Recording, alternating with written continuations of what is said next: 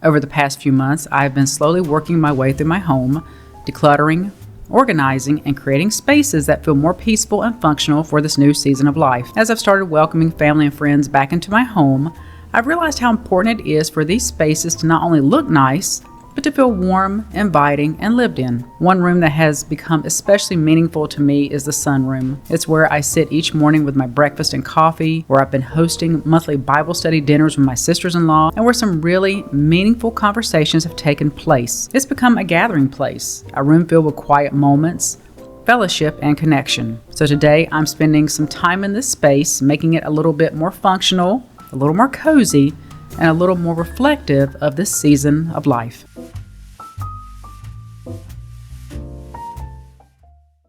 I do have two things I'm going to work on here in the sunroom. The first one, you can see the outline where some molding used to be. There was some termite damage, had to fix all of that. So I had my son cut the pieces. I'm going to attach those.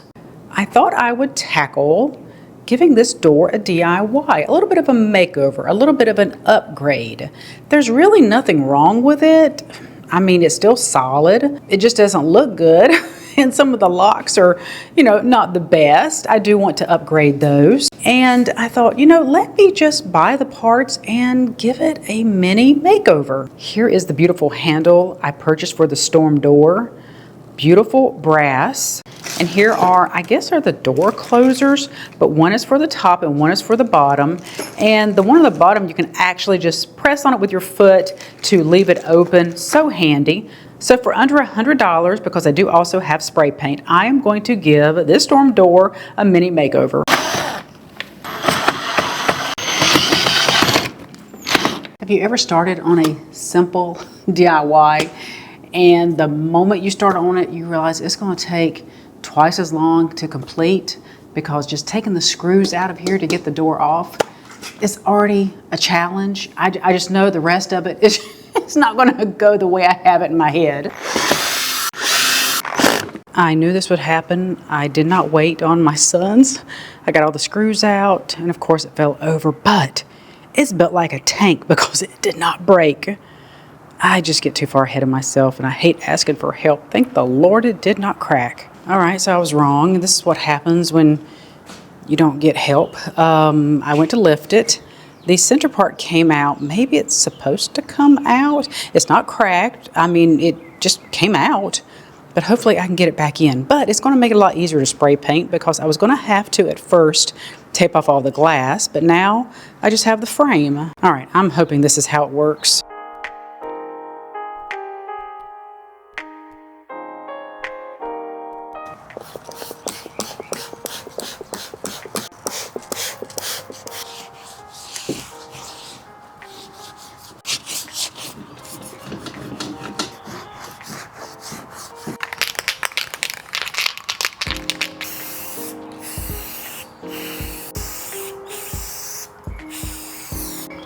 Oh, the first coat is on and it looks so good. You have to be very patient whenever you are spray painting. Think of spray paint as layers.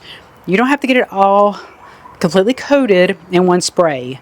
Just add layer after layer, shake the can in between, and it's going to come out looking beautiful. I promise. I'm feeling a little inspired at the moment. And I haven't felt that way in a while. But as I am painting the door, and I'm going to be doing all the little things in here that need to be done before I have everyone over, I thought, okay, let me change some other things around in here.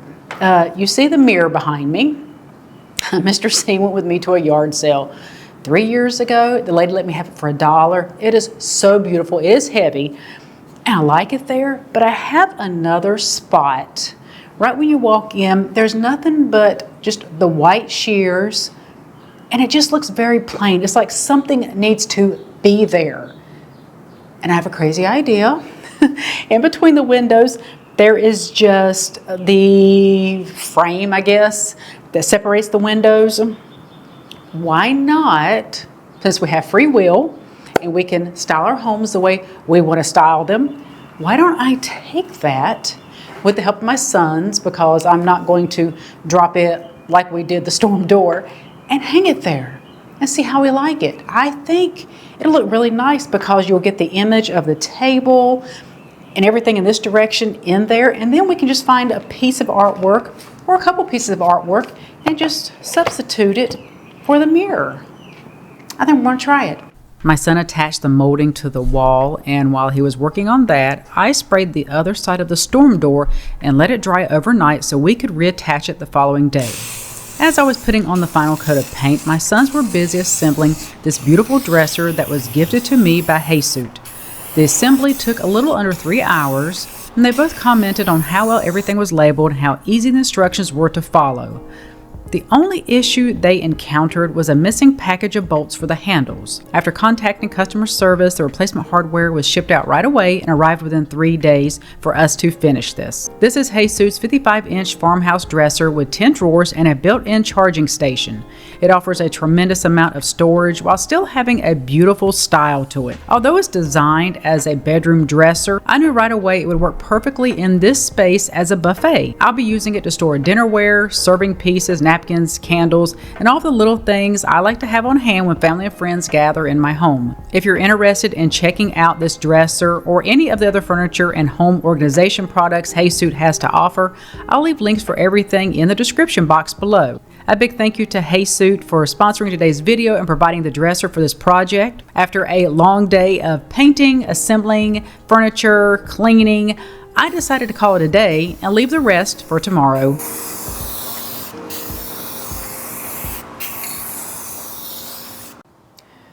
The paint did not cure like I thought it would before we could bring it inside. So last night we had to saran wrap the sunroom.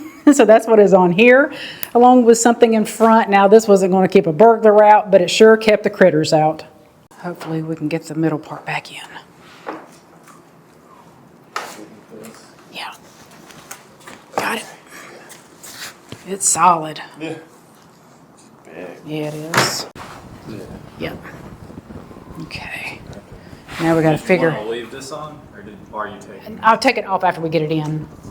Yeah. We just need to flip it up. No. This is the right side. This is the inside. This is the inside. Yeah. Okay. So I would think it would go in here first.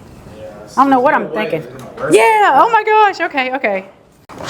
I like that weight carries it. Yeah. It's Yeah. assessed. Yeah. So that's it. Yep. That's it. Oh my gosh. Yay.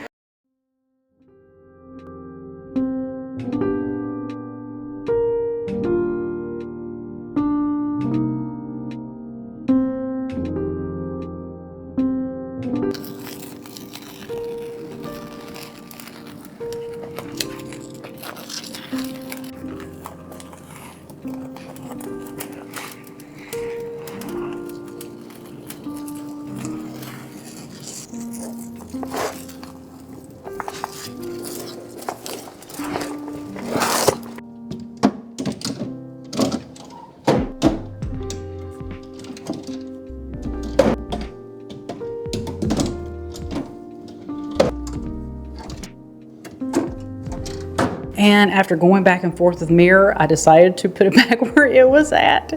I don't know, this space right here, I don't know, it was meant for this mirror because of how tall and long it is and narrow. I don't know, it just looks really good there. So don't be afraid to move things around your home. Stuff like this is not permanent. Just kind of play with stuff and just see what you like. But yeah, I do think I like the mirror right here a lot better. I still needed something to fill the space between the windows, so I relocated these blue and white reticulated plates. They weren't really noticeable where they were hanging in my kitchen, so I thought they'd make a much bigger impact displayed above my new buffet.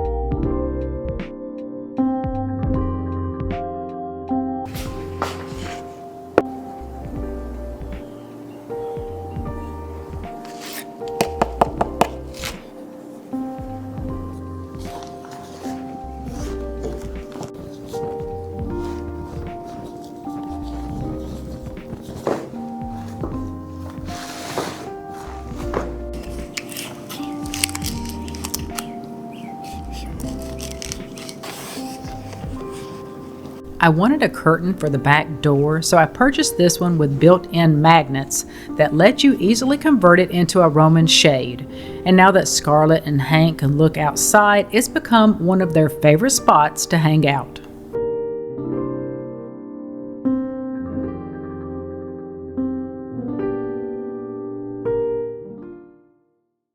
"16 months ago, after losing Mr. C so unexpectedly, I wasn't sure I would ever feel at home in my own life again. As I've slowly moved through this house, decluttering, organizing, rearranging, and trying to regain some sense of control over my circumstances, I've noticed something changing. For the first time in a long time, I'm starting to feel hopeful about the future. I'll always carry a hole in my heart. There isn't a day, a minute, an hour that goes by that I don't miss him. But I also know that the best way I can honor him is by cherishing the life I still have and continuing to love the things he loved most: God, family, and our home. My life has changed so much over these past 16 months. Last year at this time, I wanted to burn the house down and move into a shed in the woods. But lately, I've felt a shift. I'm beginning to love my home again. I've started welcoming friends and family back into it, something Mr. C always loved. And while entertaining without him by my side hasn't been easy, it has brought me joy to serve the people I love and open my heart and home to others once again. I've also been enjoying the process of making this house feel alive again through DIY projects, organizing, decorating, and giving old spaces new purpose. And if you're walking a similar road, please don't compare your grief to mine. If you've only recently lost your spouse, don't look at where I am today and think you should be here too. Grief has its own timeline. All I can say is this: keep moving forward, keep loving, keep showing up, no matter how small. Cherish what you still have, including the breath in your lungs, because one day your story may be the very thing that helps someone else carry their burden too.